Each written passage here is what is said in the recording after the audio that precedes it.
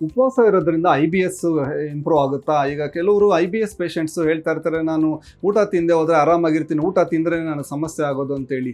So ಕೆಲವ್ರಿಗೆ ಏನಾಗುತ್ತೆ ಅಂದರೆ, ಈಗ ಫಾಸ್ಟಿಂಗ್ ಅದೆಲ್ಲ ಮಾಡಿದಾಗ ಟೆಂಪ್ರರಿಯಾಗಿ ಅವರಿಗೆ ಹೊಟ್ಟೆ ಉಬ್ಬರ, ಗ್ಯಾಸ್ಟ್ರಿಕ್ ಸಮಸ್ಯೆ, ಹೊಟ್ಟೆಯಲ್ಲಿ ಭಾರ ಅದೆಲ್ಲ ಕಡಿಮೆ ಆಗುತ್ತೆ. ಯಾಕಂದರೆ ಪ್ರತಿ ಸಾರಿ ನಾವು ತಿಂದಾಗ ಏನಾಗುತ್ತೆ, ನಮ್ಮ ಕರಳು ಆ್ಯಕ್ಟಿವ್ ಆಗುತ್ತೆ.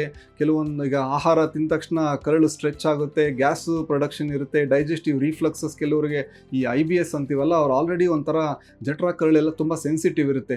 ಸೊ ಉಪವಾಸ ಇದ್ದಾಗ ಸ್ವಲ್ಪ ಬ್ರೇಕ್ ಕೊಟ್ಟಾಗ ಏನಾಗುತ್ತೆ, ಈ ಥರದ್ದು ಟ್ರಿಗರ್ಸ್ ಅನ್ನೋದು ಕಡಿಮೆ ಆಗುತ್ತೆ. ಸೊ ಇದು ಈ ಫಾಸ್ಟಿಂಗ್ ಉಪವಾಸ IBSಗೆ ಟ್ರೀಟ್ಮೆಂಟ್ ಅಲ್ಲ. ಕೆಲವೊಂದು ಟೈಮ್ ಜಾಸ್ತಿ ಹೊತ್ತು ಫಾಸ್ಟ್ ಮಾಡಿದ್ರೆ, ಕೆಲವೊಂದು ಟೈಮ್ ಏನು ಮಾಡ್ತಾರೆ, ಲೇಟರ್ ಆನ್ ಇನ್ನೂ ಓವರ್ ಈಟ್ ಮಾಡ್ತಾರೆ. ಜಾಸ್ತಿ ತಿಂದ್ಬಿಟ್ಟಾಗ ಇನ್ನೂ ಸಮಸ್ಯೆ ಜಾಸ್ತಿ ಆಗುತ್ತೆ ಅವ್ರಿಗೆ. ಇನ್ನು ಕೆಲವರು ಆಲ್ರೆಡಿ ಸಣ್ಣ ಇರ್ತಾರೆ, ವಿಪರೀತ ಫಾಸ್ಟಿಂಗ್ ಎಲ್ಲ ಮಾಡ್ಕೊಂಡು ವೆಯ್ಟ್ ಲಾಸ್ ಆಗ್ತಾ ಇರ್ತಾರೆ. ಸೊ ಉಪವಾಸ ಇರೋದು IBSಗೆ ಟ್ರೀಟ್ಮೆಂಟ್ ಅಲ್ಲ. ಯಾವ ಒಂದು ಆಹಾರ ನಿಮ್ಮ IBS ಸಿಂಪ್ಟಮ್ಸ್ನ ಟ್ರಿಗರ್ ಮಾಡುತ್ತೆ ಅನ್ನೋದು ನೀವು ನೋಡಬೇಕಾಗುತ್ತೆ.